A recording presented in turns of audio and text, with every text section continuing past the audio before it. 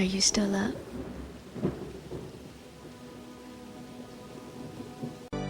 Hello, this is Stuart Wilde. Welcome to our tape, Creating Miracles in Your Life. In this tape series, you will learn an understanding of the universal law. We will look at the nature of your life's mission, and we will develop an action plan so that you can absolutely materialize those things that you want. Through the laws of attraction, you have the ability to pull to you almost anything that you can visualize and make a part of your feelings. In order to get a good grip of this concept, I would like to read you my book, Miracles. Miracles, Step 1. Understanding the Universal Law. Creating miracles in your life is no more complicated than understanding the metaphysics of the universal law. And because that law is basically indestructible and therefore infinite, we know that the power used by miracle makers in the past is still available today. Yet in our modern society, we're brought up to believe only in those things that we can logically understand. We're not taught either that the universal law has limited potential, or that this power is at our disposal and can be used to work miracles in our own lives. To understand miracles, we have to look at two aspects of the universal law. Firstly, there lies deep within all mankind an immense power, and secondly, the power is impartial and unemotional. Call it the universal mind or Christ consciousness, or what you will.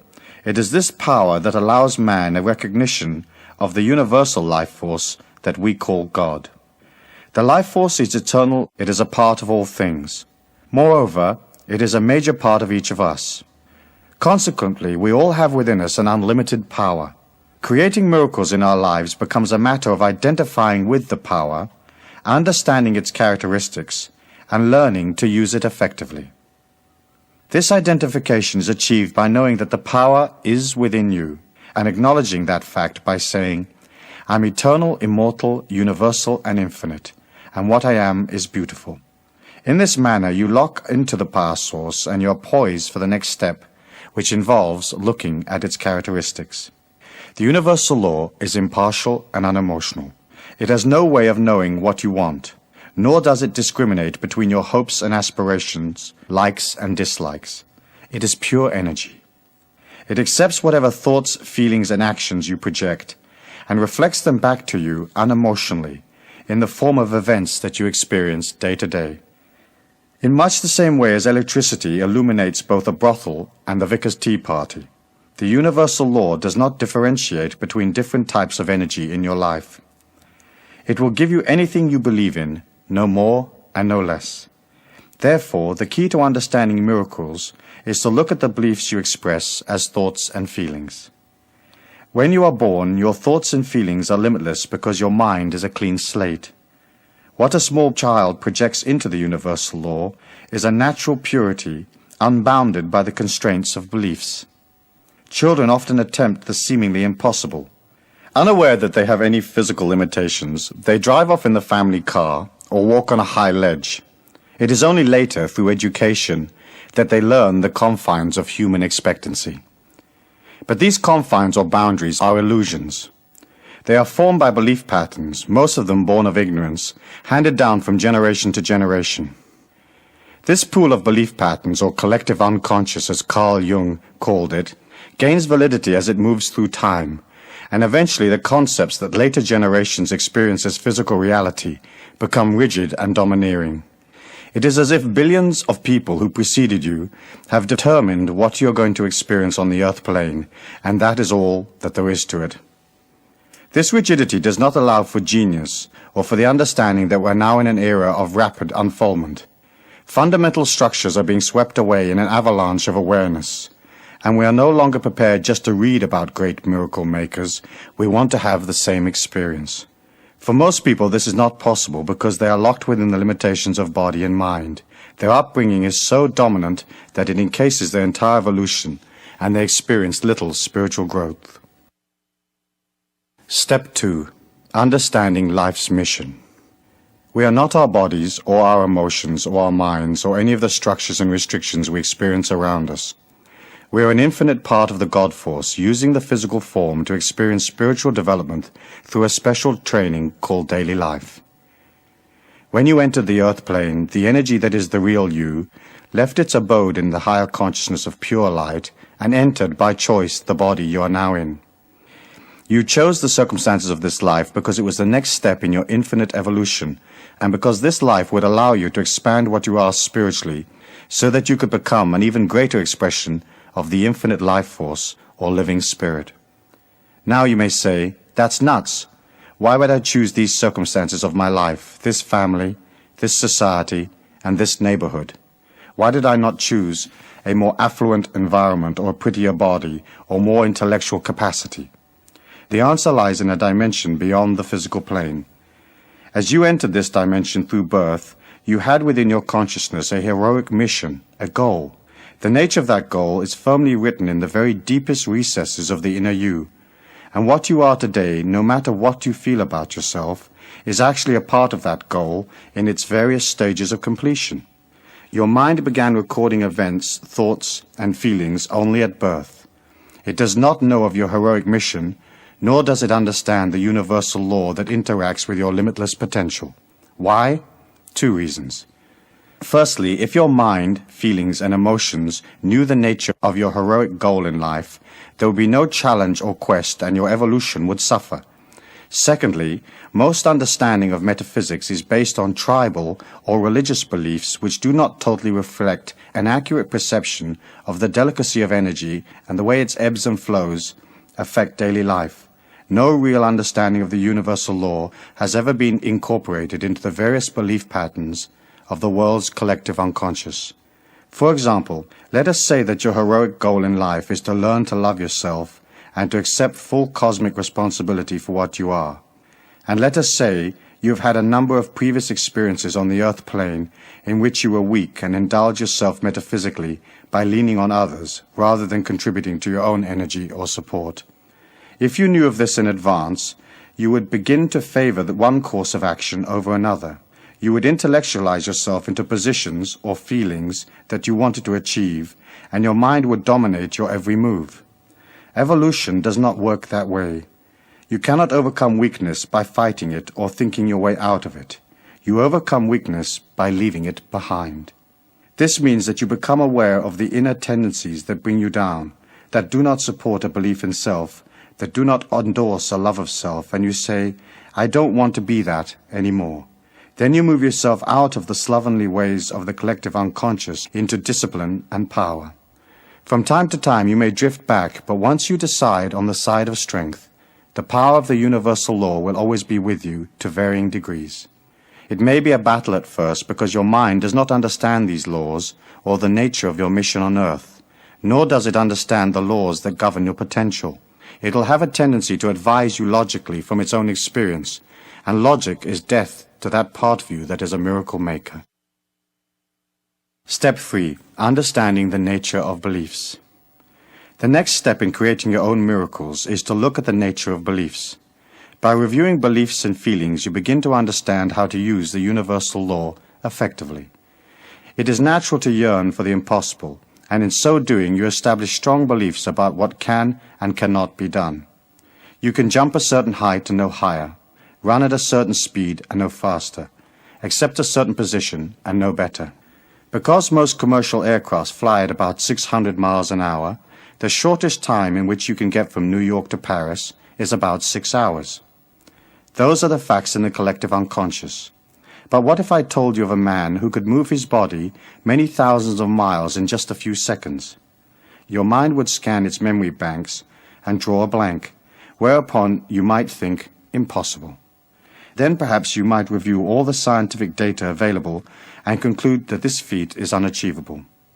All scientific knowledge and current thinking are products of the same collective unconscious, and just the fact that 1 billion people have no concept of a man moving 3,000 miles in a few seconds makes it impossible, but the billions of people are wrong. There is a dimension right here on the earth plane in which such a feat is possible, and there are few people alive today who know of this dimension and use it. It is a matter of perception and belief. Your ability to work miracles is predicated entirely on how easily and quickly you can give the collective unconscious the slip. It is your attachment to the collective unconscious or world belief patterns that hold you back. This attachment which you accepted at birth is your main challenge in life, and your spiritual goal is to step above it. Eventually you realize that in order to become a part of a higher consciousness, you have to leave where you are right now and step into the unknown. That is why all the tales of the path of the initiates talk about loneliness. For as you move away from the old energy, there's a sense of loss. As you take that step, your perceptions expand gradually to accept a higher vibration of self, and you understand what others believe is a part of their evolution, but is not the sum total of all of the facts. We experience life through the five senses, the windows of the soul, and we are taught what capacity those senses have. Yet each of them has a dimension that is many times deeper than is normally perceived, and those dimensions will open for you as you move towards them. Let us look at feelings. Through feelings you can enter into other worlds, and clairsentiousness, a heightened sense of feeling, is a capacity you can learn to develop quite quickly. It is not as acute as extrasensory sight, but it is deep, and through it you can enter into areas of perception that few people ever experience. Everything around you is energy. Your body, its various organs, your thoughts, the physical place you inhabit, the events of your life, each expresses an energy. A part of that energy is perceivable through the five senses, but most of it is beyond normal perception. By opening to the power of the universal law and controlling the mind through centering and discipline, you become aware of the subtlety of energies around you. You will find that you can use your feelings to guide you through life. As you move into a situation, push your feelings into whatever lies ahead. How does it feel? What is the universal law saying to you? Which areas flow and which do not? After a while, this exercise becomes simple and very accurate. You may not be able to see all the subtle energies around you, but you can learn to feel them, and soon you will find the information from the universal law has a way of jumping at you unexpectedly. Events in your life gather energy as they come toward you, and you can feel that energy weeks and even years before they occur. Science will tell you that it is not possible to foresee the future, and that is true for those who believe it so. But as you move out of the world's group perception, feeling and even seeing the future will become second nature to you. To harness the universal law effectively, you should watch its manifestation, which is basically every event in your life. Then link each event to your underlying feelings and attitude. Realize that when things go well, it is solely because you put that image into the universal law and it responded. Imagine the universal law as a shipping clerk in a large mail-order company. He gets your order, but has no idea who you are. If the order says size 8, he sends out size 8. It is of no concern to him whether or not size 8 fits you. He merely complies with your request. In daily life, your feelings, thoughts, and attitudes are your order form. So before you decide to change your present conditions, you will have to be very sure what you want from life. The universal law reacts spastically to uncertain messages. You have to write clearly, and you have to be able to accept whatever you're looking for. Let us say you want to win a large sum of money, give up your job and spend the rest of your days laying in the sun. You dream about the cash and you sigh and you say, wouldn't it be lovely? But is that actually what you want? You might very soon find yourself bored, and though your mind would like to lounge in the sun, the inner you might say, I should have stayed where I was, there was more potential there. Creating energy for yourself, through the universal law, is not just a matter of wishing for things willy-nilly. You have to realize that the power is within you, and once you take the first step towards it, whatever you create will be for your highest good. It might not be exactly what you thought you wanted, but you had better be ready for the consequences. Before embarking on a miracle action plan, you ought to spend some time meditating on the conditions or material objects you want. The universal law is the shipping clerk waiting for your clear and concise order.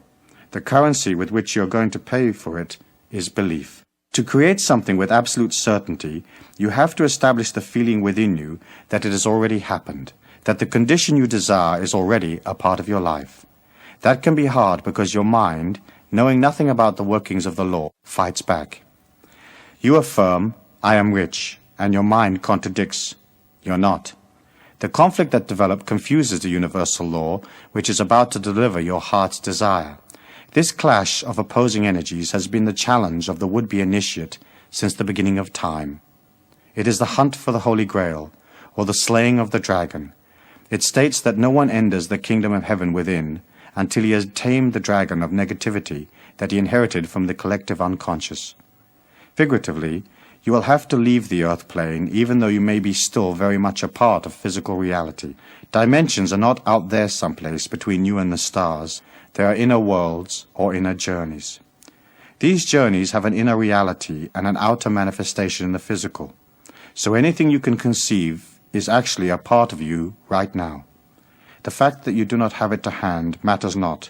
Whatever it is that you conceive is in a state of gradual becoming. If you affirm, I am rich, you have to start feeling rich, thinking rich, and holding a rich attitude. Walk around expensive stores. Have coffee in the best hotel in town. Begin to act and feel as if you already have the vast fortune you know the universal law is about to deliver to you. This way you create a concrete reality of wealth within your inner journey, and it will then become manifest in your outer journey, the physical world. If you can maintain that feeling and power and live as if your wish has already been granted by the universal law, your wish will be delivered, guaranteed. But you cannot be half-hearted or you will dissipate your personal power and nothing will happen. You'll have to take the path like a warrior. You're going to achieve your goal, no matter what confronts you, no matter where you are right now, no matter what adversity faces you, you will reach your objective. The universal law does not care whether you have your heart's desire or not. Therefore, you might as well make up your mind to collect. You can have anything you want, and when you create it, it becomes yours. Often we feel we do not deserve success or wealth or complete health or anything else we might yearn for. We are taught in childhood that we're not worthy, or that somehow we owe something to society or the physical plane, or that we have some kind of special sin that we should atone for before we can enjoy what we want out of life. That is not the case. The law does not discriminate. It receives your energy and delivers diamonds or plain rocks, depending on what you put in. It is very important to look at the negative feelings you have about yourself.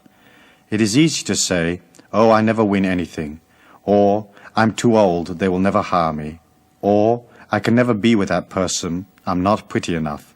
That kind of thinking is indicative of the mind and its logical advice. Miracles are not logical, so the last thing you need is logical advice from the mind.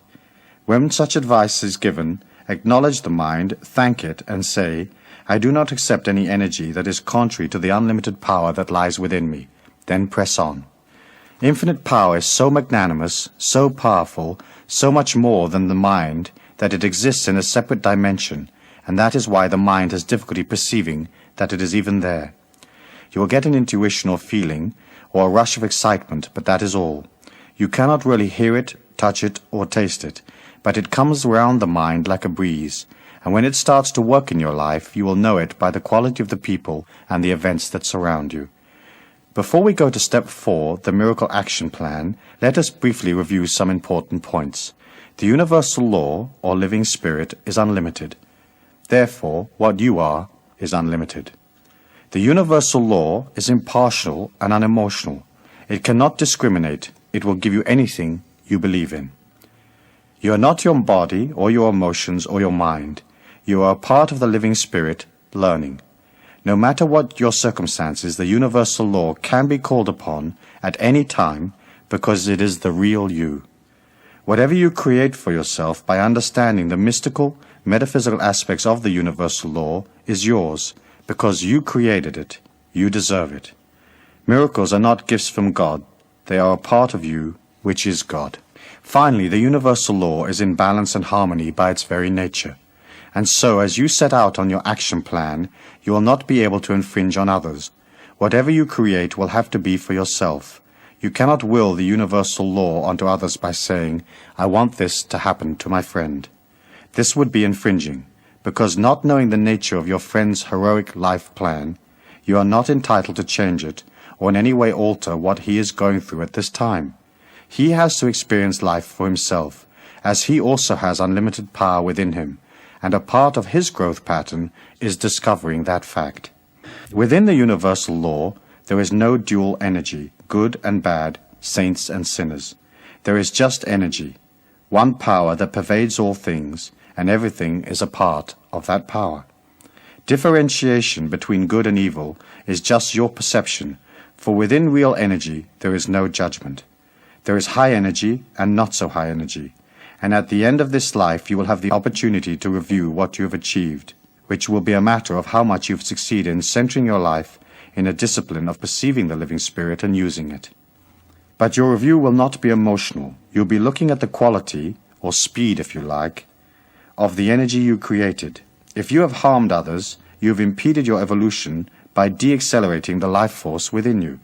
That is your karmic energy, and someday you will have to understand that it was not your highest path.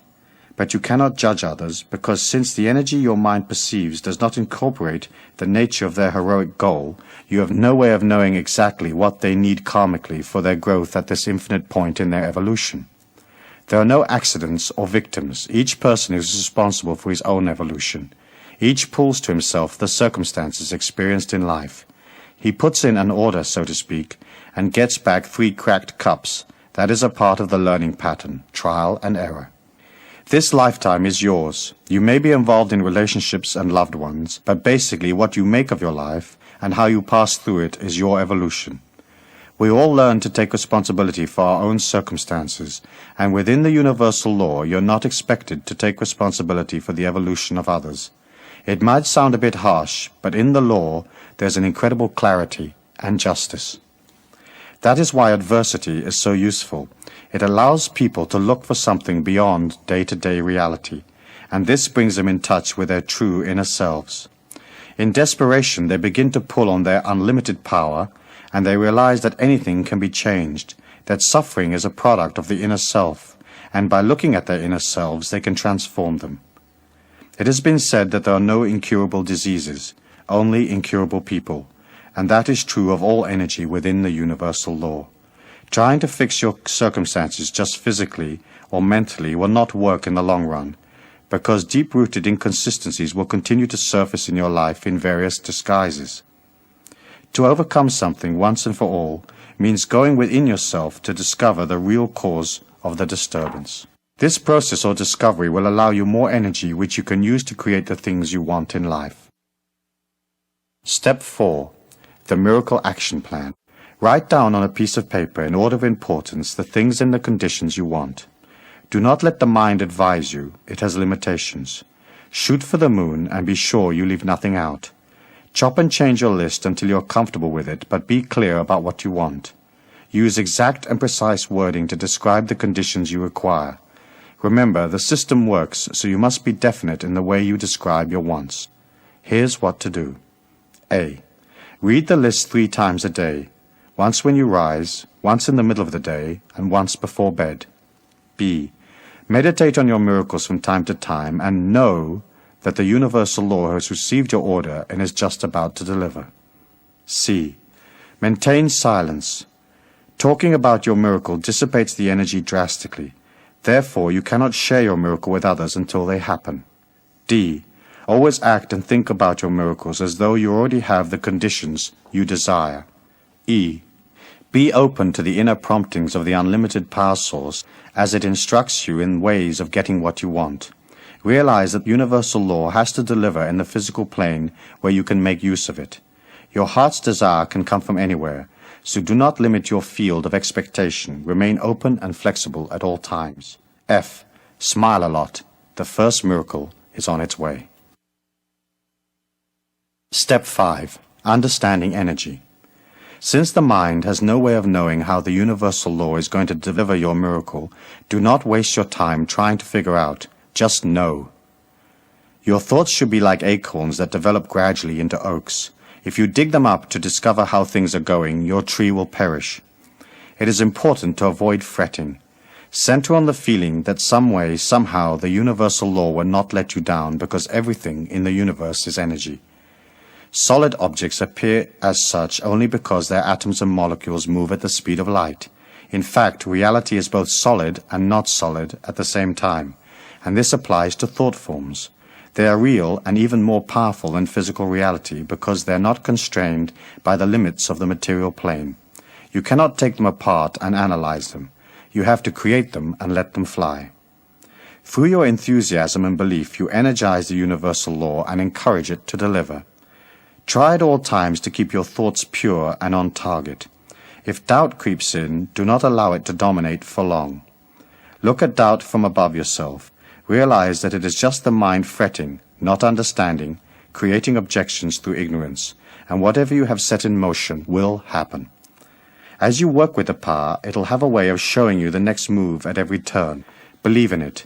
Know that this inner force is so powerful that it will pull you into excitement and adventure beyond your dreams. Keep it pure, remain silent, and remember to keep your methods secret. Everything that surrounds you has the living spirit within it in varying degrees. Living things express it more than do inanimate objects, but all have it. The more you come in touch with the universal law within you, the more you're in touch with the things around you. Everything becomes a symbol and strength to you. The world helps you, and the fuller you become, the more dimensions you can pull from. A very dear friend was walking along a street one day, wondering what to do with her life. She was at the crossroads literally and figuratively. Life was flat. She craved inspiration and asked the universal law to direct her. As she stepped from the curb, a passing car nearly knocked her over, and as it screeched round the corner, a book fell out of the trunk. It was a book about man's quest for the universal power, and it changed her life. Shortly, she left the town and embarked on a whole new evolutionary path that over a period of time has taken her to great metaphysical heights and into countries and relationships she could not have conceived of before. The universal law provided her with a special teaching in the form of that book, and she, being in tune, was ready to benefit. And so it should be for you. As you work towards your miracle, watch for every sign, for every change around you, and you will see the universal law communicating with you. The more you trust it, the more the energy is encouraged to reveal itself, and various unusual things begin to occur. Your energy quickens, and opportunities pop up like corks on a lake. Then you will know that the power is truly with you. This coming in tune more than anything else will help you manifest your desires. You cannot act negatively in one part of the universal law and expect the other part to deliver your miracles unaffected. As you watch your life, you become expert at reading symbols, and you see that you are the only one responsible for what you are, and that everything around you expresses an energy. The clothes you wear, the things you say, the people you associate with, the food you eat, the places you go are all statements to the universal law of what you are. The quality of these statements, or the coming in tune with yourself and your surroundings, is the key to your spiritual unfoldment. What you are has great power. Its energy oscillates and reflects the amount of living spirit or God force that you express. The more you work on your life, the more you accept responsibility, the more energy you will have, and the greater will be your expectations.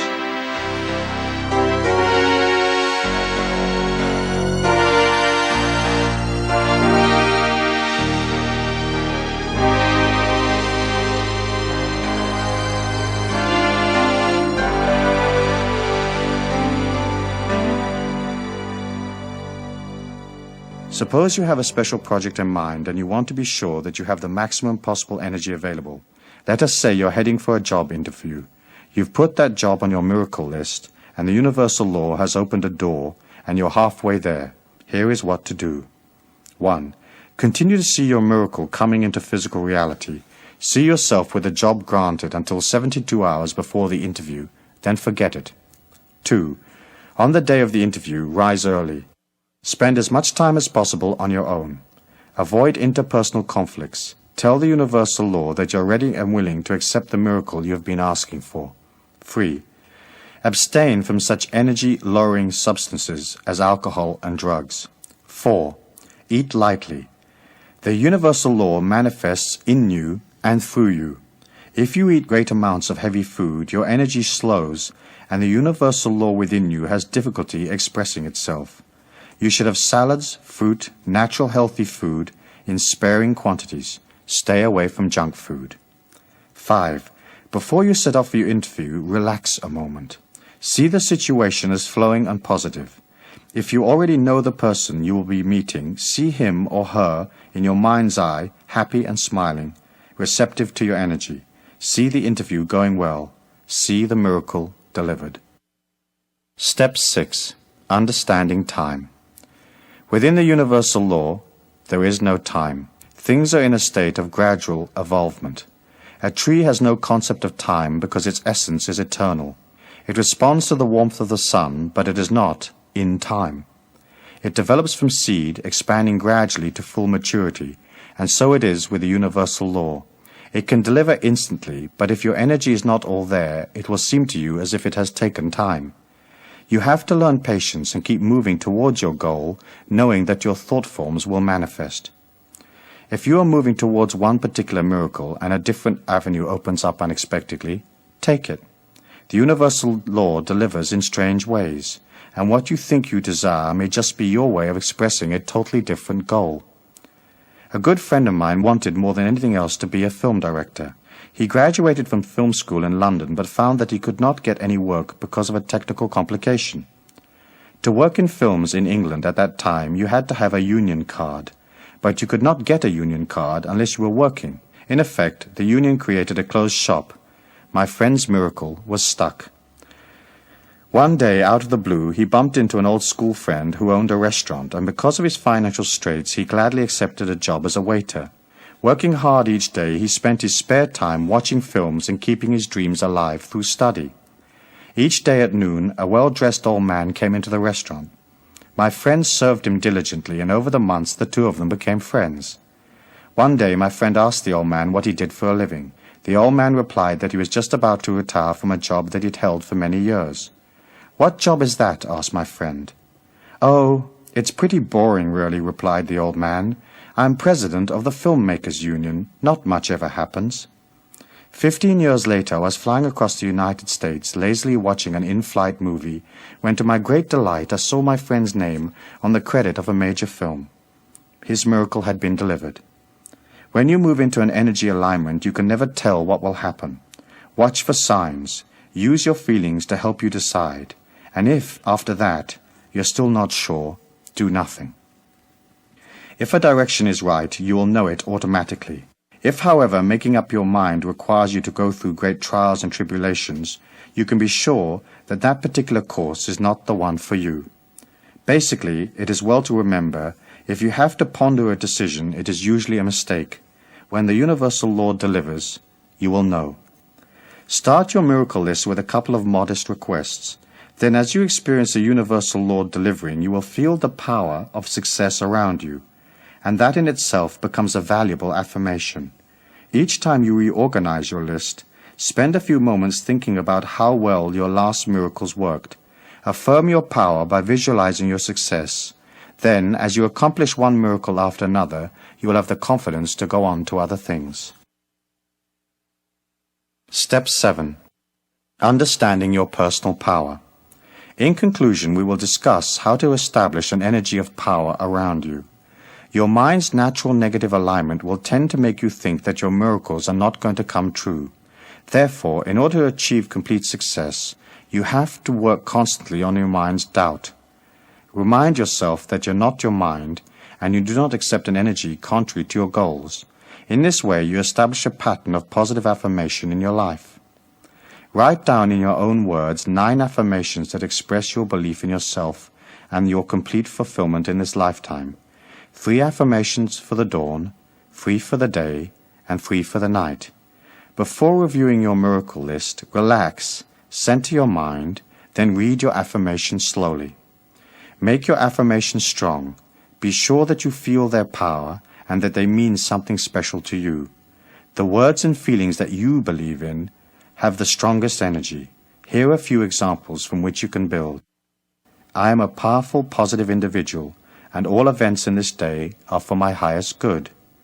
What I am is beautiful, and I pull to me this day only beauty and refreshment.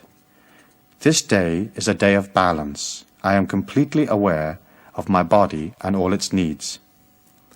What I am is eternal, immortal, universal, and infinite. I see only beauty and strength every moment of my life. I see only beauty in all the people who are pulled to me, and what I am strengthens and refreshes what they are. What I am is infinite. I do not judge the evolution of others. What they are right now is for their highest good. Each action I take this day is an expression of the God force. Therefore, each action I take is a part of my infinite creativity. There is no real sin, only energy. I follow the energy of my highest evolution at all times, and so be it. I'm open at all times to communication from my inner self, and that communication leads me to my highest evolution. I give thanks for the beauty of this day, and may the energy of this night bring rebuilding and review. So be it. Your affirmation act like small twigs in a fire. As you rise, you begin to build energy in the day. Use your affirmations to keep that energy going. Center for a moment to acknowledge your infinite beauty and your place in all things, then proceed. If you're pulled into interpersonal conflict, take a few minutes on your own to repair your energy, and, before going out in the day, be sure that your energy is strong. If you care for your power and your balance and you center your life, no harm can befall you, and you enter into worlds that few people are even aware of. Create your day the way you want it. See it going well. See each person you meet as positive and open to your energy. See the day as harmonious and flowing, and see yourself evolving through each and every experience. Finally, before setting out in the day, see the white light of the living spirit around you, protecting you and strengthening what you are. Realize the more you believe in yourself, the stronger the white light becomes. It acts as your shield, and from time to time each day, you should re-energize it by seeing it vibrant and strong, and by affirming that what you are is a part of the living spirit or God, and that each moment of your life is one of exhilaration and learning. Your position on the earth plane as a miracle maker is inherent in the infinite power that lies within you. That limitless source lies there waiting for you to step up and collect your heritage, and when you do, the power will always be with you, and that is guaranteed. So be it.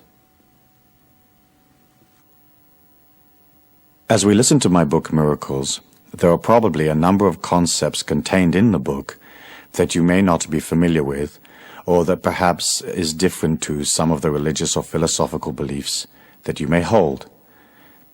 And I can understand that. And of course, my belief is that each person should seek out from the information around them those concepts, those ideals, morals, and values that suit them. You're an individual, and you have to develop your own philosophy of life from within the context of living life. And using that philosophy and that morality, you will develop within yourself a powerhouse of strength, because it'll be yours. You won't be living a second-hand philosophy or a handed-down philosophy from somebody else. You'll be creating a philosophy that's strong and powerful, a philosophy that nurtures you, a philosophy that is designed with you at the center, with you at heart. As you begin to concentrate upon yourself, and as you begin to see your life in dedication, then of course energy grows, and it grows very, very quickly. You'll have the impression that things are only moving along slowly, and sometimes perhaps you may even find yourself being a little bit impatient with yourself, striving and yearning for more, and yet somehow not necessarily seeing all the results that you want all at once. However, you have to remember that the inner power that you have is a hidden energy. It does not manifest itself necessarily in events around you. However, as that power exudes, it is like a light that goes out, and bit by bit everything begins to shine more brightly. At first, the change isn't really noticeable, because the power that you've exuded over your affairs and your life, the energy that you've placed into your home and your job and the people that you love and the people that surround you, it has a pattern. For that pattern to change, it takes time. It takes time for the light to go inside that pattern of your life, to enliven it. And usually you'll find that it'll take a number of months before the changes begin to occur, and then it'll take a number of years before all of those changes in your life are consolidated. You have a heritage or a goal in your life to become free, to become an absolutely powerful individual that is not dependent upon the rest of the world, that is not emotionally sucked into the world. You have a heritage to get to that peak. Most people never make it. And the reason they don't make it is because they are reluctant to move away from the old lifestyles. It's almost as if they live in a prison. The gate is always open. There are no guards, and yet somehow they've got so friendly with the prisoners and the regimen of living in this prison that they can't walk out of the gate. We're living in a world today where there is a very, very desperate need for enlightened beings. People that have a higher consciousness, people that can expound a new philosophy, a new light. You heard in the book me talking about the Golden Age, and that has been an archetypal symbol in the mind of man since the beginning of time. It's a belief that at some point, eventually, man will transcend his inadequacies and we will reach a world of absolute peace, absolute power, a world where all the people are nurtured, a world without prejudice, without evil, without restriction. But as a metaphysician and as an evolving person, you have to understand that 1,000 years in the history of our planet is just a bat of the cosmic eyelid. It isn't any time at all. And so often as you look at, let's say, for example, the peace movements in the world, the hunger movements, the movements for social justice, the movements for full employment or whatever, you can see how everybody is yearning and rushing and pushing and trying to make it happen overnight. If you put that same kind of negative yearning into whatever cause you feel strongly about, what you're basically saying is the world is not okay. For you to have a transcendent lifestyle, a lifestyle of true power, where everything flows to you naturally, you have to see the world as beautiful. Inside the mayhem, there is all sorts of growth experiences. Inside the difficulty, the famine, the wars, there is man struggling through his inadequacies to discover himself. When you can understand that and detach a little bit, you can allow this whole process to take time. Can you imagine if the God Force wanted to change the world? Do you think it would be a problem? Do you think it'd be a problem to infuse the minds of man with a peaceful energy so everybody became peaceful? Or to infuse in the minds of man a greater sense of sharing so that all the people of the planet would have enough abundance? I'm sure that the God Force could do that if it wished. And yet it cannot infringe upon us any more than we should not infringe upon the people around us. It has to allow everybody to come up gradually and to understand those perceptions gradually. As you become more powerful and a stronger person, people are going to come around you. Your family members are going to want to know, hey, how come you're living a little bit of a different lifestyle? Or how come you've changed? Or how come you're looking smarter and your clothes look better and you're more groomed and it seems like you have more money and more travel and more fluidity? And they are going to come to you. When they come to you, you can act as a teacher. You can inspire. You can show them the positivity and the strength that is there in life. However, what happens to some people is they gain a modicum of power and then they want to go out and change the world. When you want to go out and change the world, what you're saying is the world isn't okay. And you have to accept it as beautiful. You have to accept that it is divinely perfect. Even though to our finite minds, as we are in this energy pattern, battling through the inconsistencies, sometimes it seems to us like it's not okay. Hey, wait a minute, I feel pain, I feel discomfort, I feel frustration. Where's the employment? Where's the money? Where's the world peace? But in fact, when you look at it as an overview, if you could leave the planet and go up about 200 or 300 miles and look back at it, you can see that there is a gradual sense of improvement.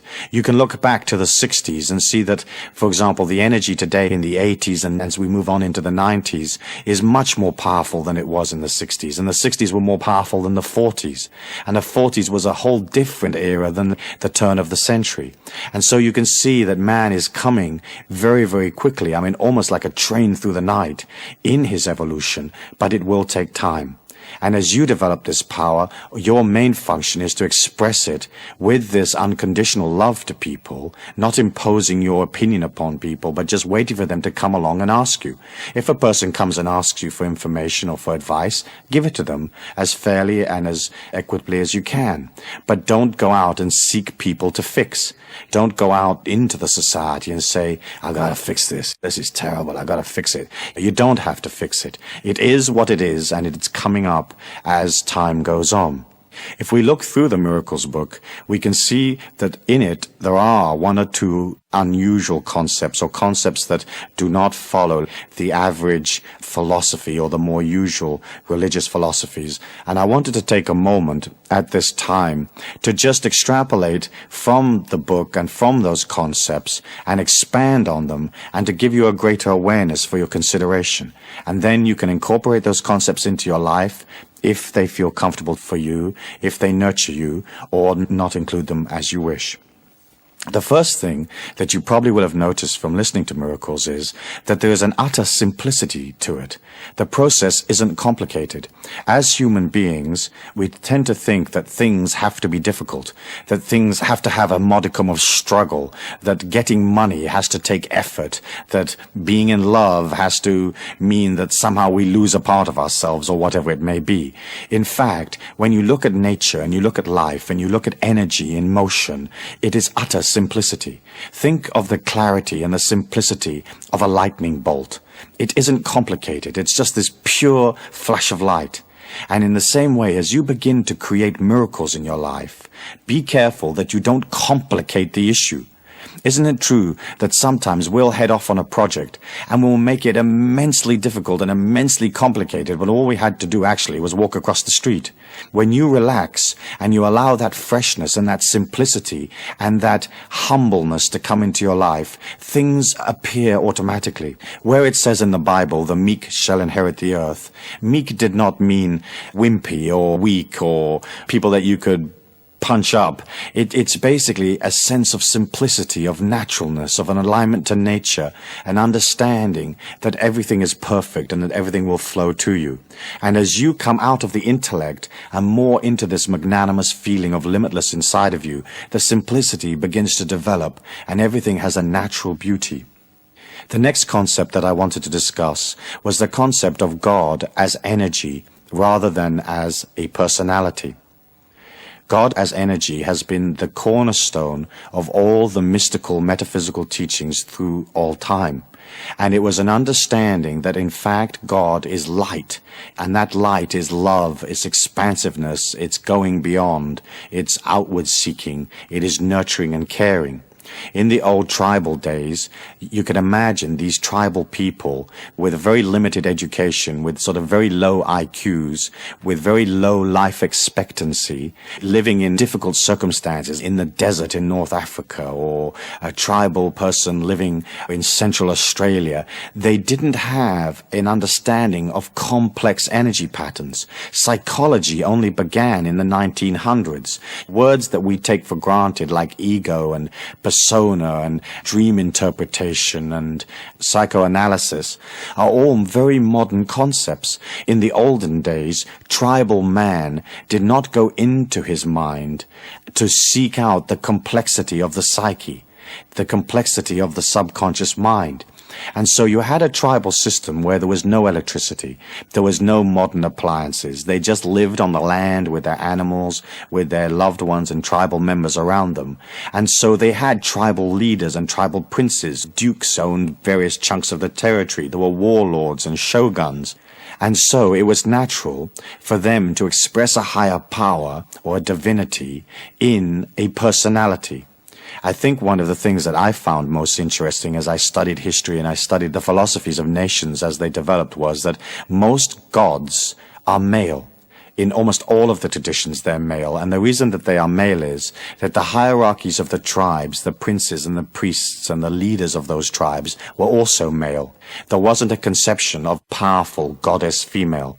There has been that goddess energy naturally throughout the whole of history. But generally speaking, if you look at the major religions and the major philosophies of the world, God is always a male figure. And the reason that is so is because the tribal leaders and the warlords and the people that ran the tribes were considered the most powerful energy within that tribe, and they were masculine because they lived in a very earthy time. They had to be warriors to survive. They had to scratch a living from the earth with no tools, no electricity, no equipment to do it with.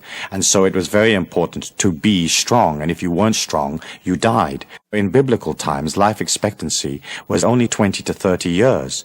I mean, if you were a 30-year-old male, you were old. I mean, really old. And wise. And so, as you look at this tribal system from which we have come and which is so much a part of our inner feelings, and you can see that we've inherited the masculine God idea from those early days. If you are in a religion or a philosophy that has one of these masculine God figures of the top of the philosophy or as a divine entity in the philosophy, then what you need to do is to somehow take the image of that masculine figure and bring it into yourself. As you try to expand power, it is almost impossible to do so if you see God outside of yourself. And the reason why it is so difficult to do that, if you do see God outside of yourself, is that what you're saying is, I do not control my life. Some entity above me or beyond me is controlling my life. And of course, that is the case for the vast majority of the population.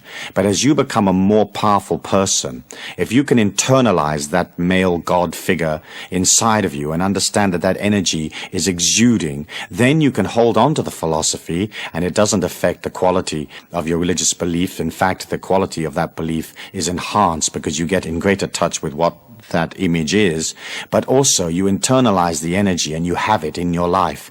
And I think that's extremely important. You see, in those days, in the olden days, it was very hard. I mean, it was impossible, in fact, for a tribal member to understand God as light because they weren't part of energy. Today we understand it. We understand what's in a light socket. If somebody talks to us about a laser disc, we may not necessarily know what a laser disc is in its intimate details, but we have an idea. We know what a laser beam of light might be. And so we're infinitely more sophisticated. If you met some of the characters out of the biblical times, you'd be amazed at how thick they were, you know? You wouldn't hang out with them for 5 minutes because you, inside you, have all of the energy of 2,000 years that has come on since. And so you have the sophistication of a society that's moving so many thousands of times faster than it was in the olden days. And so for you to develop that same kind of sophistication, I want you to consider internalizing your God figure or your divine entity, whatever that may be, and realize that that figure is inside of you rather than outside of you.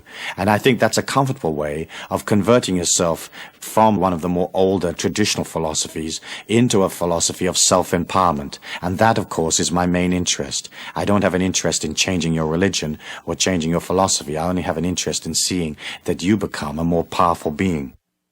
The next concept that I think is important is that you'll notice in the book very early on, I talk about the God force or God being impartial. And that to most people is a very unusual concept because we have been taught that God had emotion. If, say, for example, you go into the Bible, you can read all sorts of stories about God being angry with these people and God being pleased over here and God telling people this, and there was a lot of emotion. If you've been to the Middle East and if you've been to the Holy Lands, you know that the people that live there are extremely emotional people, and they have a sense of exaggeration about the way they describe things. When two people have a fight in an Arab country, it may be only a fight about a car parking space outside the local cinema, but the way they talk to each other is in vastly exaggerated terms. I mean, they threaten all sorts of mutilation and mayhem to each other over one little parking space. When they're in love, they do the same thing. They talk about the moon and the stars and the light of the person's eyes and their incredible beauty, and it's just a way of talking. And as you look at that, you can see how we inherited in modern times the idea of an emotional God. In fact, that isn't correct. The life force that permeates all things, the God force that permeates all things, is an energy that has your evolution at heart and loves you because you are it and it is you. But it is not intimately involved in whether you're happy or not happy, or whether you had cornflakes for breakfast or didn't. And so when you pull out of that emotional relationship, then you win back part of your own power. I've been involved over about 10 to 12 years in research in altered states of consciousness, and I've been through the whole gamut of what is open to people in that area, including trance states and out-of-body experiences, ESP, psychokinesis, and 1,001 things that go bump in the night. And one of the things that I found was that I had the ability to entrance my mind and to achieve very, very low levels of brainwave activity and still remain awake. A normal person, or a person that hasn't trained in brainwave techniques or in altered states of consciousness, as their brainwaves slow down, they automatically cross the threshold into sleep. And the training basically that I was involved in was a training of learning to stay awake when the brain is basically dormant. As I got involved in that, I began to see symbols, and I trained in understanding how symbols express themselves in those inner worlds. And one day, when I was in a meditation, in a trance, I saw this tube. And it's the same tube that people who've had near-death experiences describe.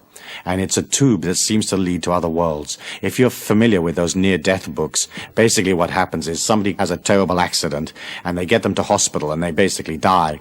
And in that death process, they come out of their bodies and usually they go up this tube or this tunnel.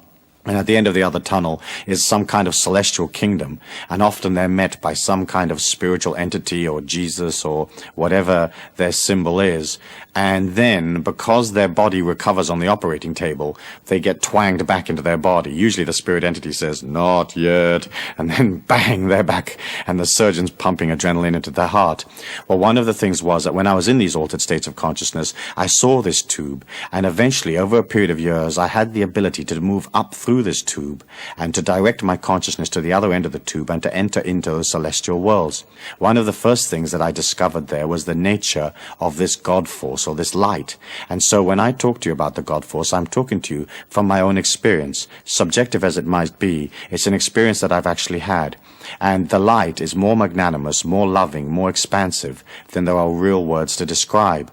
But the first thing that I did notice was that that light or that energy didn't have a lot of stuff or opinion about who I was. Unconditional love is the total acceptance of another being, and the way that the God force relates to you is to totally accept you. If the God force was emotionally involved in your life, then that would not be total acceptance. And so that was one of the realizations that I had in these experiments, and I've talked to other people who've had the same experience, and each and all of them confirm the same characteristics of the impartiality. And the impartiality does not come from not caring. It is not like the life force or the God force doesn't care about you. It's more like it loves you so much that it'll allow you the time and the patience to become what it is you want to be. As you look at the book, you can see that I talk about how the world is energy, and that your body is energy, and everything that you are is energy. If you can begin to identify with that infinite self inside of you, rather than your body or the physical things around you, you very, very quickly link in or go back into that infinity inside of you. And I think that's important, because the way to create a miracle is to understand that it'll have to move through energy to get to you.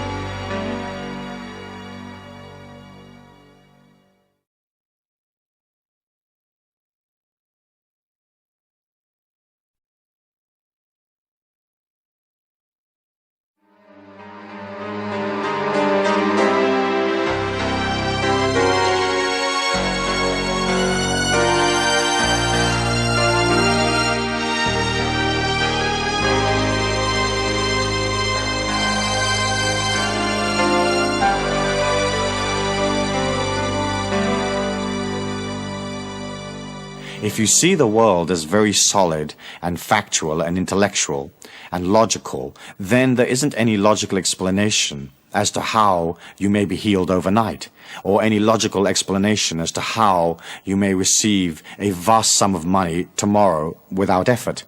But when you look at it as energy and you understand the laws of attraction, you are basically pulling to you the results that you need through a dimension that is not solid. If you see your body as solid, and see the circumstances around you as solid, it somewhat limits your ability to believe in it happening. And so I felt it was an important point to begin to establish this idea of you are consciousness. You can create through the power of your thought. If your life force and your strength is strong, you can more or less materialize things instantaneously. If it is not so strong, it'll take time, but you're thinking in terms of something coming towards you in a sea of energy, rather than through the fragmented a more obscure logical process where often there isn't a logical explanation as to how things actually work. Part, I think, of your energy as you begin to develop into this miracle maker is that you should consider detaching somewhat from the social ethnic, tribal energy that we all come from. We were all born somewhere. We were all born a part of one tribe or another. The tribe may now have expanded to 50 million people, but it's still a tribe. It's a mindset. It's a socio-economic unit. And as you pull out of that a little bit, it allows you the freedom to oscillate faster, to vibrate faster. If you're very sucked into the old tribal ways, then what happens is you take on the identity of the tribe rather than an identity of yourself. So let's say, for example, you're Irish. You can love Ireland and you can read the Irish poets and you can recall the times that you had in Limerick and Tipperary or wherever it is that you came from. But within your Irishness, you have to bring that back inside of yourself and say, I am an individual. The fact that I was born in Ireland was a factor of my evolution. But first, I'm an individual. Secondly, I'm an Irishman. And as you begin to detach one pace or one step away from the tribal energy, then again you begin to win back your power. You begin to win back that power that will create the miracles for you. Throughout the whole of time and throughout the history of man's struggle within himself, there have been initiates, there have been great beings that have managed to go beyond the limitations of the earth plane. And the way they did it was they won the battle of the mind. There's a part of you that will hold on to the negativity, the fragmented, the ego, the belief in limitation, and there's a part of you that is expansive and loving and joyous and heading out. And those two parts will always be in contention with each other. At the beginning, perhaps, the negative part or the personality part may be much, much stronger than the infinite, positive, expansive part of you. And the name of the game is to begin to overwhelm the negativity with positivity. You've heard me talk perhaps in the past about being careful with your vocabulary, being careful with the way that you present yourself. If you're going to come out of positivity, you have to come out of it all of the time. You have to establish that energy inside of you, an energy of hope, one of transcendence, one of serving humanity without infringing upon them. And then as you begin to do that, the inner mind that it retains so much of that negativity, that darkness, it begins to back away. But you have to remember that you've been on the earth plane a certain amount of years, and that inner mind is not going to let go just because you say, oi, get out of it. It has dominated. The inner mind, the negativity of the inner mind, it has control of your life, or it has had control of your life. Often it'll make you sick. It'll make your body sick just to control you. It'll cause difficulty just to be able to feel that it is in control. As you begin to become more infinite, the ego or the dark part of the mind begins to back off, and you may have a feeling that you're dying. And of course that is a natural feeling on the path, and it isn't your physical death that you're looking at. What you're looking at is that the personality is giving ground to the infinity, and so the personality will have a feeling of it's losing importance or dying. As you push out as a miracle maker, and as you begin to get this action plan going, you have to establish in your feelings the idea that 1, you are worthy, 2, you can receive. So often in our society we put an emphasis on giving, that it is more blessed to give than to receive. But you have to understand, for every giver, there has to be a receiver. When you feel comfortable in receiving, when a person offers you something, take it. It doesn't matter whether they offer you a polyester lame shirt with a nude on the front that sort of moves when you move. You take it. You say thank you, and you take it. And it doesn't matter if you don't want it. Because sure enough, if it becomes a part of your possessions in that kind of energy, then somebody will come along to you and they'll say, listen, I'm going to the party, and I need a polyester shirt with a nude on the front that moves when I move. And you'll say, well, I've just got the perfect one. Begin to practice accepting. When you see money in the street, pick it up. Even if it's only a penny or a cent or whatever, pick that thing up. When somebody offers you something, take it. When they offer to help you, accept it. When they offer to heal you, let them heal you. When they offer to give you money, accept their money. And as you begin to open to receiving, then that energy can come to you. Look at nature. It doesn't have a problem receiving. The animals don't sit there and think, gosh, I better give rather than receiving. They're flowing naturally and simply through the forest, and they receive. And they receive nurturement for one kind or another, food and water and whatever they need to survive. And so I want you to center upon that. I want you to center on being a person that is ready to receive. And once you are comfortable with receiving, then the quality of your giving is enhanced because you're bigger. You're a wider, more expansive person. So often you'll get people that center upon giving, and they give little bits, and always with considerations and limitations and conditions. Imagine when you get to the point when you can just give freely. You're radiating this sunshine from your heart, and that can only come if you have trained yourself to receive. And so I want you to watch as you go through next week and the week after. I want you to watch how well you receive. Are you an expert in receiving? Have you graduated from the University of Receiving? Because, interestingly enough, that is the key to being able to become expansive. You may remember in the book I said that you are on your own.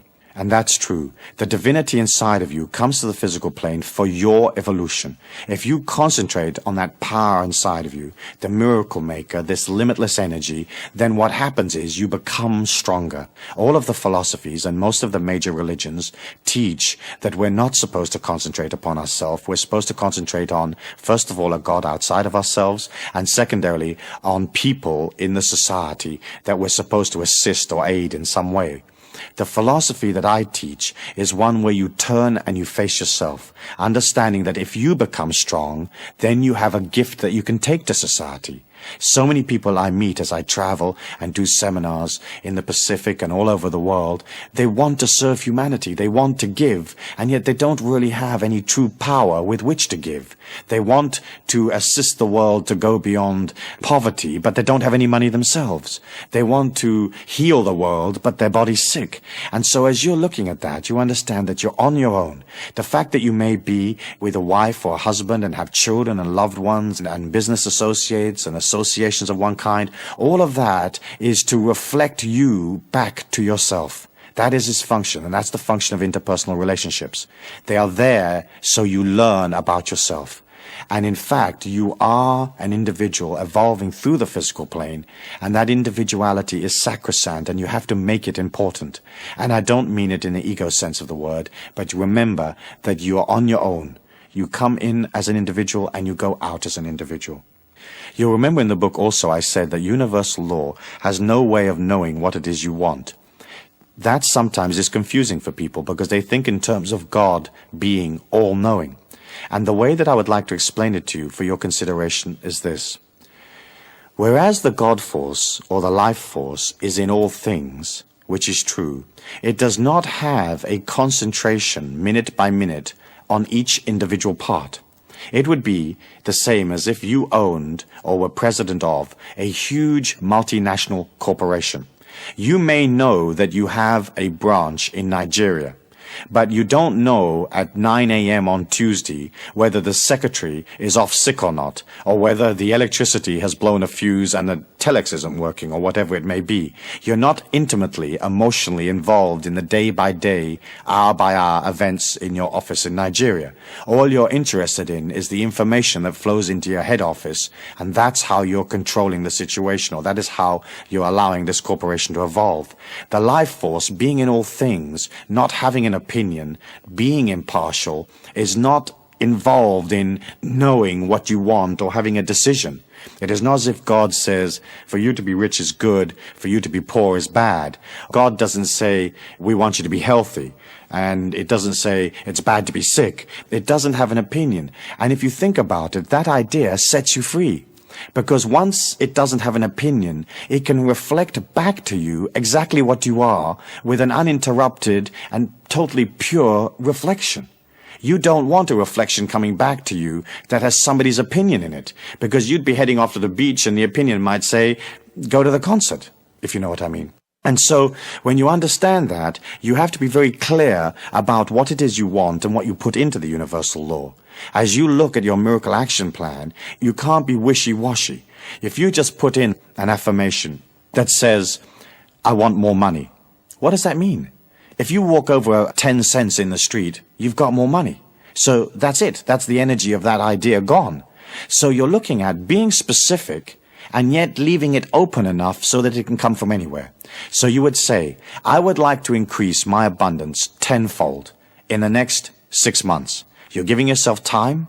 It's a specific idea. And what you're saying is, it's not coming from here and from there and from over there.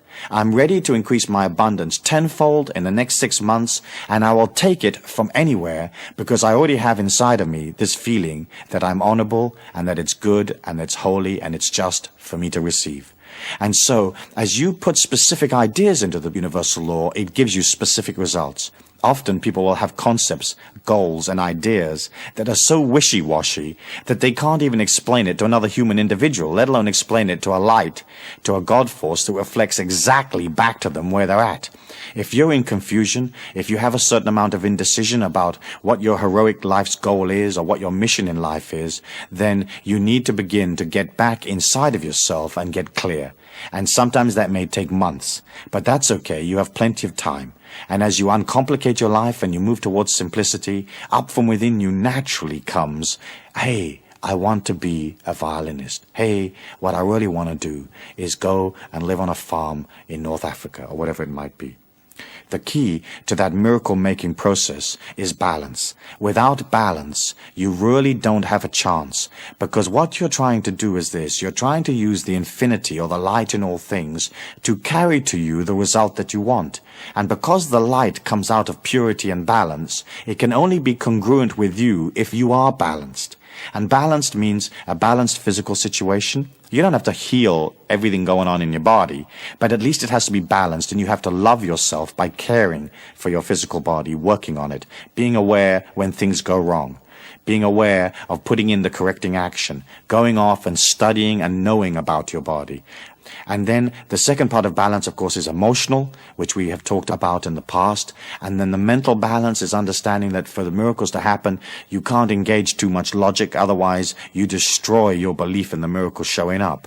And between those three items of physical balance, emotional balance, and mental balance, you walk through the physical plane in a measured and powerful way. You don't rush. You don't allow yourself to get out of control. You don't give away your power unless you particularly have to, or unless you make it your decision to do so. And you try to keep as much of your life as immaculate as possible. Then as you begin to create this action plan and you begin to put those miracles up in your mind, you're going to have to remember that there is no time, because we live in a state of eternal now. And in that eternal now, you have to create your affirmation or your visualization or your goal in your feelings. If you can feel it, granted. If you can feel yourself moving through those circumstances that you desire so much, they will be there. If you think that they're outside of you or that they're attainable at a later date, then you will never pull to you those things that you want.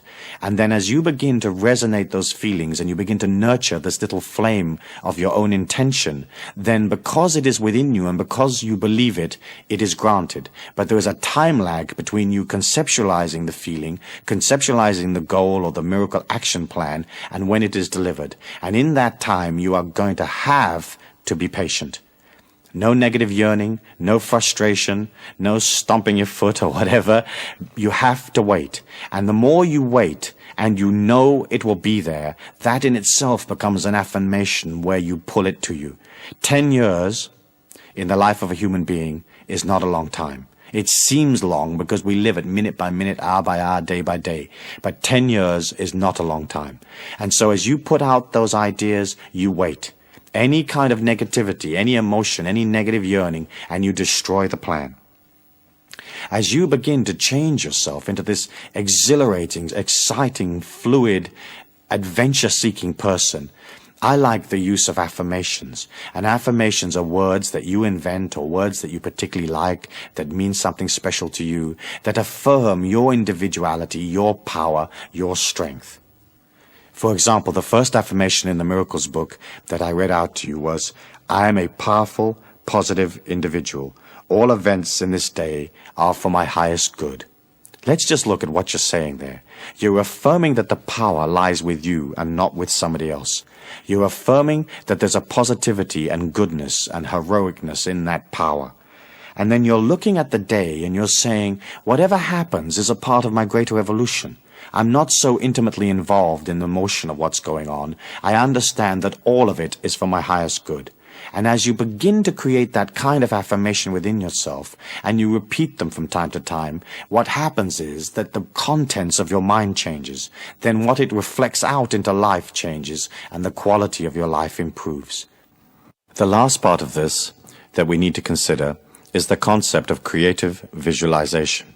Creative visualization really means the ability to use your imagination to stimulate your feelings into believing that a situation is so before it actually materializes in your life. Because, as you've probably heard me say before, the inner mind does not know the difference between fact and fantasy, creative visualization is a powerful tool that you can use for yourself. Some people have difficulty using their imagination. They have difficulty visualizing events or visualizing dream sequences. And that is a habit that you have to form for yourself. Using your imagination, using your ability to fantasize, using your ability to see things in the mind's eye, increases your ability to affect events in the world. Because not only can you develop other possibilities, more limitless possibilities perhaps, but also once you can see yourself walking through a scene, you can be a part of it. Through the laws of attraction, what comes to you reflects that inner energy that you hold, what you maintain, the energy that you've created in your life so far. And so imagine this, if you can create a powerful and strong image of yourself as a miracle maker, as this wonderful, wonderful human being that has so much to give, so much to offer the world, then that being comes alive. It is almost as if by putting that energy into the mind, you shine a light in there that stimulates the mind. And so, whereas often people have moved so far away from fantasy and imagination and so solidly into materialism and logic that they don't have an ability to conceptualize things that are not actually logically right there in front of them. They don't have the ability unless they can literally touch it and taste it and see it. If you can begin to practice this idea of creating your imagination the way that you want to see yourself, then you have within you a wonderful tool that will allow you to become a more powerful being. You can use creative visualization for self-acceptance, and that in itself is a very large project, is it not, for some people? Do you accept yourself the way you are? Do you accept, for example, the shape of your face? Your face is whatever shape you've created it, whatever shape it came out as, so to speak. And you have to see that shape as beautiful. You have to be able to stand in the mirror in the bathroom naked and say with all sincerity, this is utter beauty. And once you can see that beautiful, it becomes more beautiful. Once it becomes more beautiful, to say this is utter beauty becomes simpler. And so, first of all, you can look at the whole concept of self-acceptance. If you will give yourself time to go beyond your limitations, if you will forgive yourself for your transcendences or for those parts of yourself that are less than powerful or less than honorable, then you begin to heal your entire personality. There's nothing worse than meeting a person that has a tremendously fragmented personality, full of guilt trips, full of negativity, full of lack of self-image. What's nice about you is that you have this positive image of yourself. And as you reflect a positive image of your own worth, then other people reflect that back to you. Isn't it true that if a person has that victim energy inside of themselves, if they feel that they're a victim, life seems to fall in on top of them and create victim? And when you meet one of those people, it's almost as if you want to go punch them in the mouth just to keep them happy. And they pull that to them. When you can see this image of yourself in this loving forgiveness, this unconditional love that you have for yourself, then it becomes simple to transfer that to others. When a person is uncomfortable or frustrated or angry, what they're really saying is, I'm angry with myself. When they judge or criticize or moan, they're judging and criticizing themselves. Because when you're centered and balanced and happy, you will see only happiness and beauty around you. And if somebody does something that you don't like and you are balanced, it won't affect you.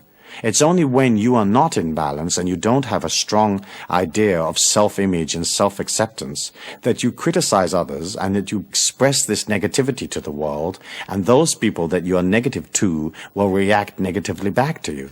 And so the creative visualization process is to see yourself as this complete individual. You haven't completed your journey. You're not perfect, and that's perfect that you're not perfect. You can begin to put all that new energy in. And you can begin to look at your life. You avoid those areas that cause you emotional problems. I don't mean avoid in the sense of dodging them, but what I mean is you are careful not to be sucked into situations you know that you don't deal with well. You engineer your life to enhance the strengths, what I call raise statues to your strengths, and then eventually all the weaknesses fall away. The next idea that I'd like to discuss in relation to creative visualization is for you to begin to visualize what is your higher purpose in life. To have a life that's just mundane, working and surviving and procreating and bringing up the kids and doing the washing up or whatever it is not a life of excitement. It doesn't have a higher purpose. And for you to visualize that higher purpose inside your feelings, it begins to give you something to go for. It gives you a higher ideal, a dedication to the force, a dedication to the things that are truly wonderful in life. And so that would be your next step. Once you have a powerful image that you can carry out to the world, that can be some use to the world, then you're looking at developing a dedication, a higher purpose. And if you don't have a higher purpose in your feelings right now, then use creative visualization to see yourself walking in or walking through life with some kind of higher purpose, whatever that purpose may be. There are many possibilities open to you. Perhaps a great diplomat, a peacemaker, perhaps a person of great creativity, perhaps a person who brings to life this incredible ability to nurture and to care for people. Perhaps you're an organizer and that's your gift to the world, that you can organize it. Perhaps you're a leader and you can lead it. Perhaps you're a supporter and you can attach yourself to a leader and know and understand that the supportive role is as important as the leader's role. Perhaps you're a healer, that you can bring a healing to yourself and to the people around you. But each and all of us has something that we can contribute. Your gift to the world is what you are. And of course, if you're happy with what you are, your gift is a happy gift. Next, you may want to consider using creative visualization for goal setting. And the whole trick to goal setting is to not set goals that are impossible for you. Because if you can't conceptualize it in your feelings or visualize it in your feelings, then that goal will never be reached. And so I like goal setting, which is only a little way in front of where you are now. And so everything is manageable and everything is possible. And it isn't something where you're asking for the absolute impossible, because there are things that are impossible to you right now, given the total quantum of energy that is you. However, as you begin to grow from one goal to the next and you begin to expand your experience and your abilities in the physical plane, then other areas and other goals and other possibilities become real to you. The other thing about goals is, of course, that you have to have the ability to let them go, to release them. You're going to go for the goal. If it changes, change it. You don't have to be dogmatic. Isn't it true that when you see people that set out on some kind of quest in a very dogmatic way, and they live 20 years in the desert looking for some type of little beetle or something, you often wonder, why do they bother? Why didn't they see that after 1 or 2 years in the desert, looking for this beetle was a totally worthless way of spending their life? But what happens is we give the mind a task, and it's almost like it fixes itself upon that task. And I think it's important for you to be fluid and to change the goals whenever you need to. You can use creative visualization to see yourself through projects.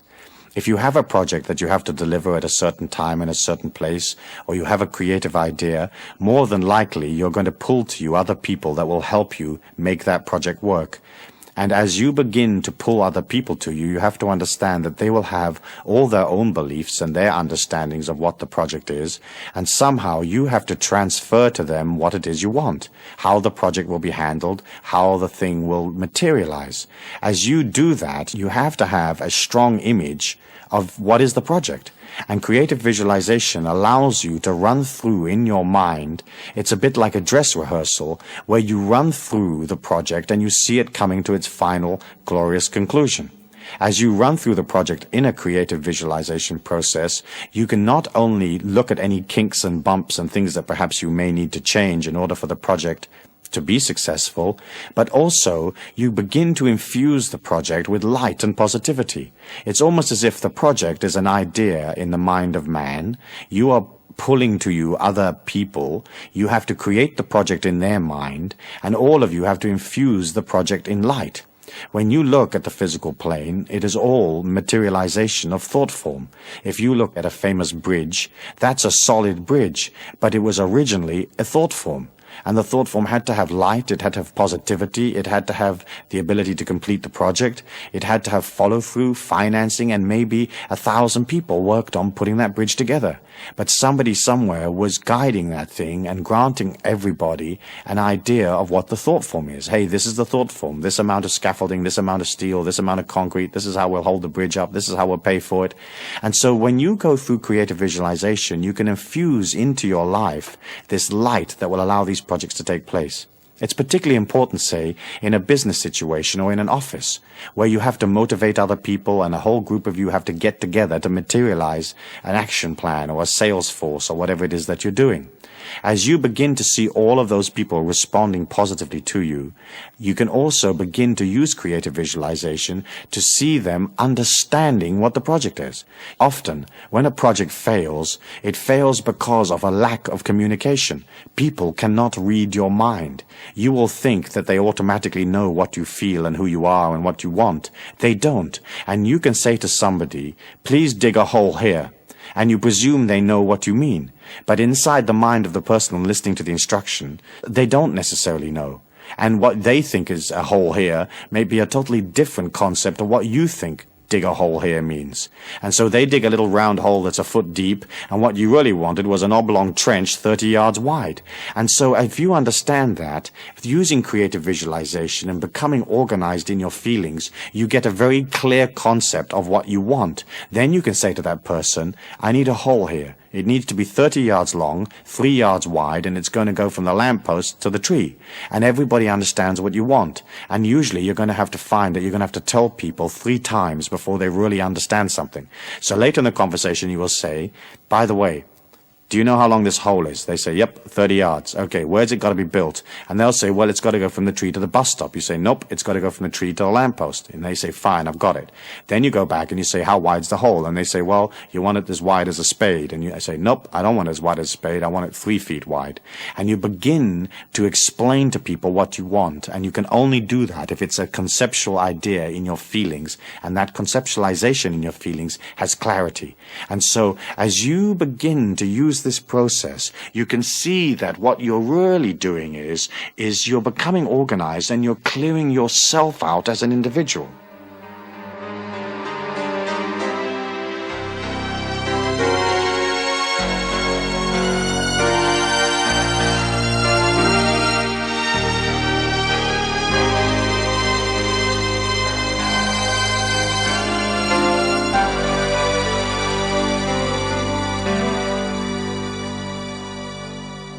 Finally, I think that creative visualization can be used most effectively in creating for yourself a sanctuary. As I said earlier on, you are an individual and you are on your own.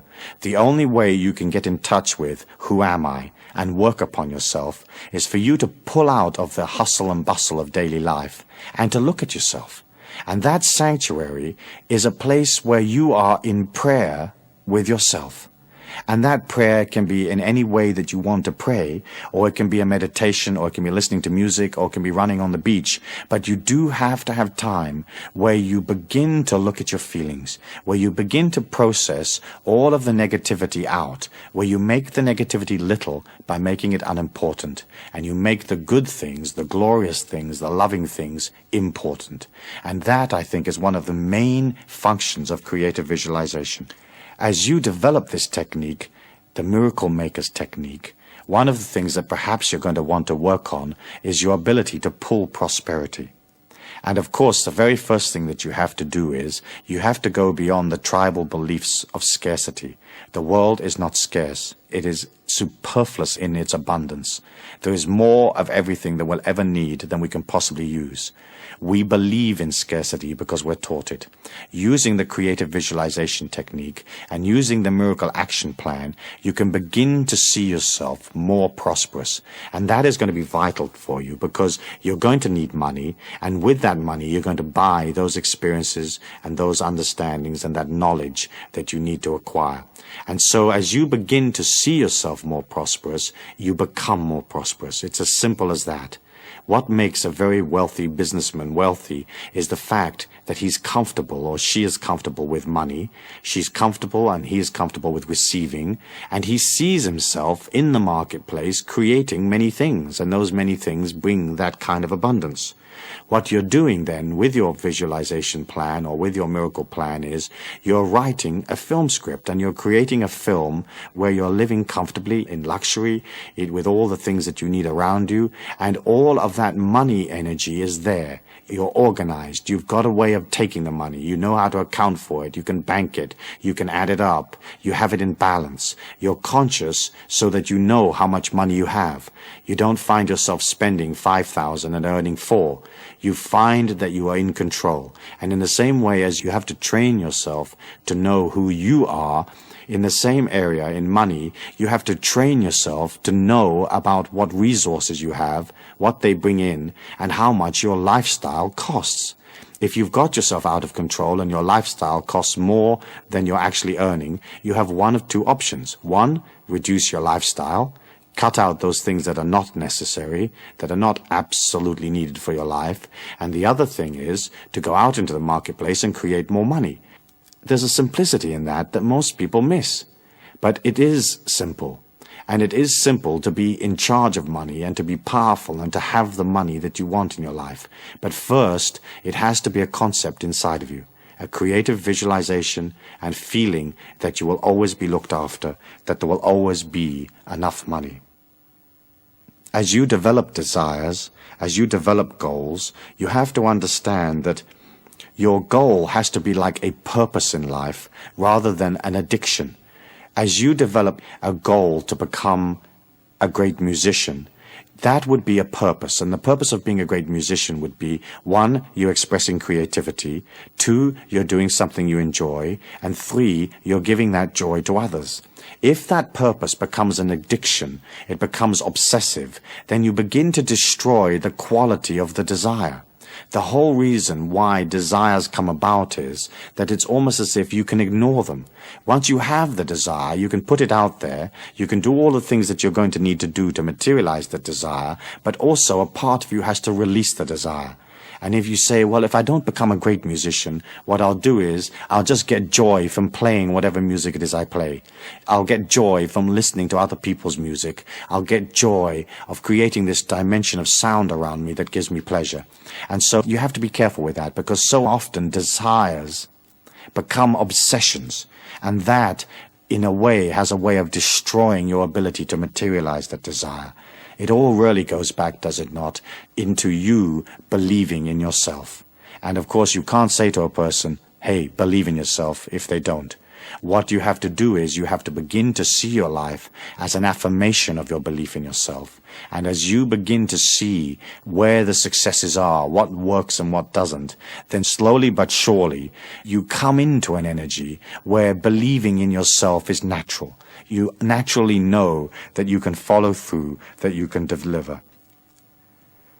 Finally, I'd like to say this. The planet Earth will be healed. There will be prosperity for all people. There will be an end to wars. There will be a golden age. However, as humans, we have to understand that it may take time.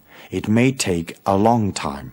But we can be sure that it will be there, because it is so much part of the inner yearning of humanity. When you pull out of the day-to-day life and you become prosperous, you become peaceful, your body is healed, you have already created the golden age within you. And so if we are walking on a planet and there's 4.9 billion people, if you are one that has the golden age there already, you begin to create that for everybody else. Your gift to the world will be this power that you create. And you will create it silently. You won't wear it on your sleeve, sort of pushing it upon people or bragging about it. You just create power. And you create this golden age around you, and people will see it inside of you. And they'll say, gosh, isn't that person marvelous? I mean, aren't they wonderful? Look how calm and peaceful they are, how poised they are. Look at their sensuality, their beauty. Look at their understanding, their knowledge, their wisdom. And you become that energy. Nobody is going to come down to the planet Earth and wave a wand and fix it for us. We're going to fix it as individuals. You fix it for yourself, and then you radiate that magnificence to others. That is your gift to the world, and that is your higher purpose in life. Thank you.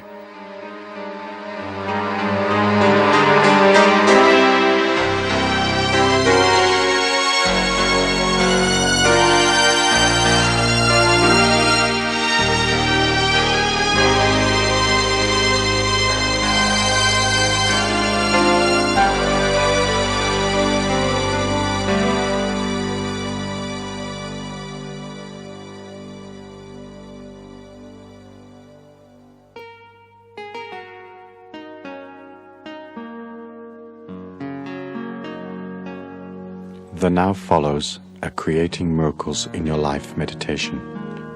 Before we begin, take 1 or 2 items from your miracle action plan list, those things that you wish to materialize in your life, and review them in your mind.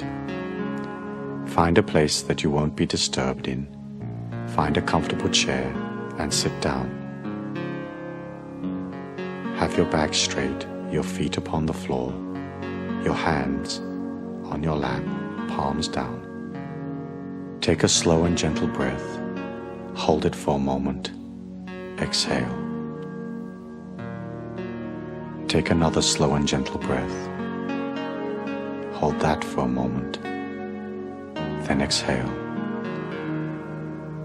Take another slow and gentle breath. Hold it for a moment. Exhale. Feel your body becoming deeply relaxed. Feel how simple it is to relax your entire body. In your mind's eye, I would like you to imagine yourself walking across a green field. Be aware of the freshness of the grass at your feet. Be aware of the warmth of the sun.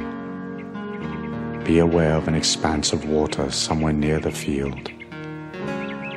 Be aware of birds flying back and forth, melodically singing their tunes. And as you walk through this field, I want you to become aware of a sense of deep inner calm, a sense that you and nature are one and the same, that you have within you the same abundance that is in nature. And as you walk along this field, I want you to be aware of a small hill in the distance. Walk up towards the hill, and as you get to the top of the hill, I want you to find a comfortable place to sit down. Sit with your back straight and your feet upon the floor, your hands in your lap, palms down. Take a moment to put your mind into your left foot and totally relax your left foot. Next, put your mind into your right foot and relax your right foot. Then transfer your mind into your legs and totally relax the muscles of your legs. Feel your body becoming more and more relaxed. Relax your upper torso. Release all tension from your chest. Take a slow and gentle breath. Hold it for a moment. Exhale, going deeper and deeper, deeper and deeper. Release all tension from your neck and your shoulders. Relax the muscles of your arms. Feel your hands heavy in your lap. Release all tension from your neck and shoulders, the muscles of your jaw, and the muscles around your eyes. Take a slow and gentle breath. Hold it for a moment. Exhale.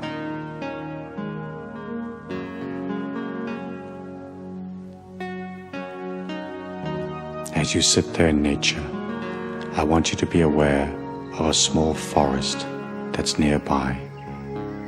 Get up from where you're sitting and walk calmly and gracefully toward that forest. Begin to walk into the forest. Begin to feel the life force of the forest all around you. Feel yourself entering deeper and deeper into the forest. You become aware of the fact that it's getting darker and darker. The vegetation all around you is getting thicker. Your progress is slowing somewhat. As you move through this forest, feel a deep sense of inner security, even though you do not know where you're going. Continue to walk down this path through the forest, and as you do so, be aware of the vegetation that is thickening around you. Be aware that somehow, some way, your progress is slowing almost to a standstill. And as you look at your body, be aware of the fact that the vegetation is growing around your limbs and around your legs. Allow the vegetation to hold you and to wrap you. Be aware of vines and bushes that are growing around your arms, holding you in position. Allow that to happen. Allow that to be. And as you look at these vines and you look at the vegetation that's holding you in place, become aware that that vegetation is in fact your limitations, the programming that is a part of your mind. Be aware of how much that limitation has served you in the past. Be aware of how those limitations have allowed you to reach this point in your life.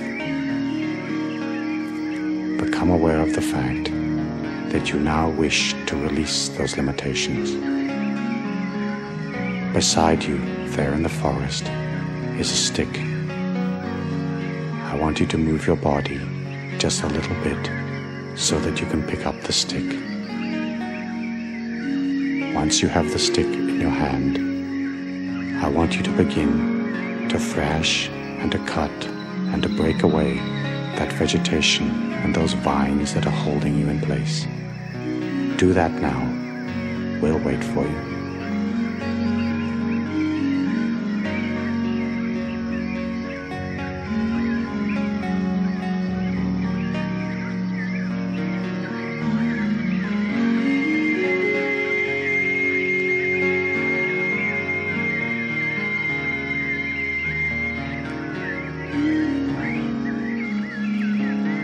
As you release the limitations around you, realize how free you are becoming without all those encumbrances, without all those old belief patterns holding you back.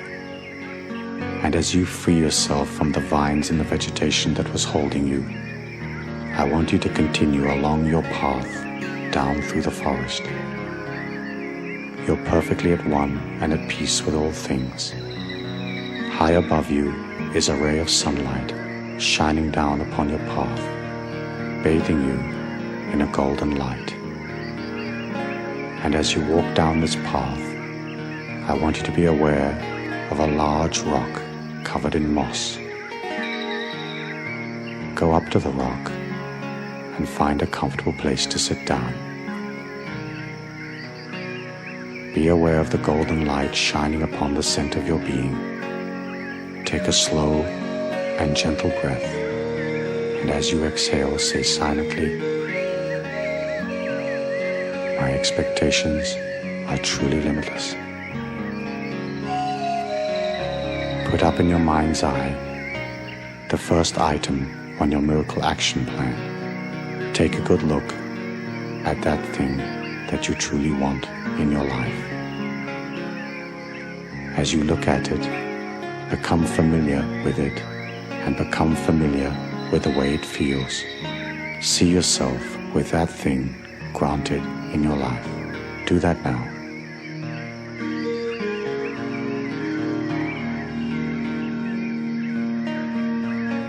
When you're truly familiar with what that thing feels like, I want you to put it on like an overcoat and have it permeate every molecule of your being.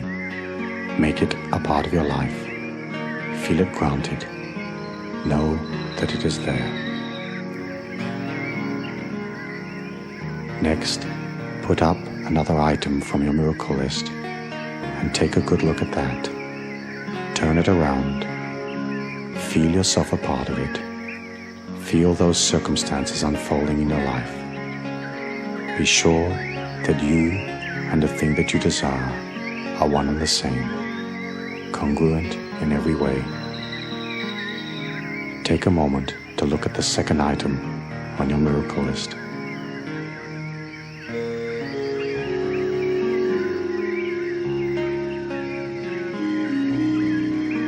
Once you're sure that you really know what that is, and once you can feel yourself a part of it, and it is a part of you, put it on like an overcoat.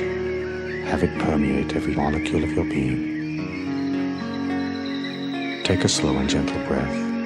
Hold it for a moment. Exhale, going deeper and deeper, deeper and deeper. Finally, put up the third item from your miracle action plan and take a look at that. Remember to be sure that you know how it feels. Remember to make it a natural part of your life.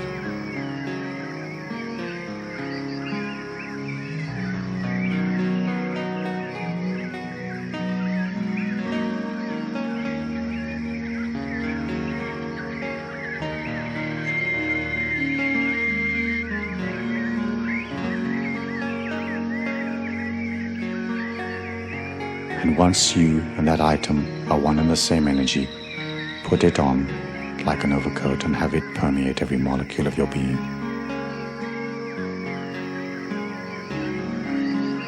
Be aware of the ray of golden light shining upon the center of your body, and allow that body to diffuse through your entire being. Take a slow and gentle breath and say silently after me, I'm eternal, immortal, universal and infinite. My expectations are truly limitless. Move away from the rock and continue walking down the path. As you walk down the path, going ever deeper and deeper into the forest, become aware of a nature spirit or some type of nature being sitting on a tree stump up ahead of you. Take a moment to honor the spirit of the nature being and then walk up towards it. Realize that the nature being is truly powerful, truly all-knowing. The nature being tells you that you may ask it one question about your life and it will answer. Ask your question now. We will wait for you.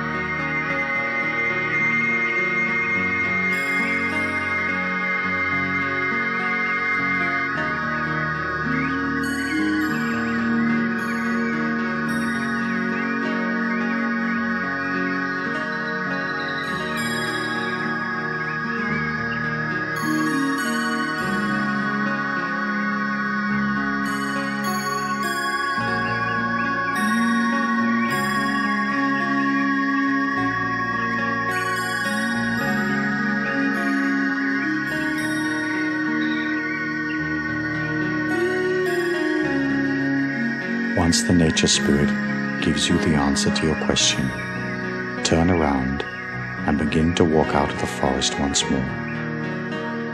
As you walk down the path, be aware of the rock once more. Be aware of the ray of sunlight shining upon your being.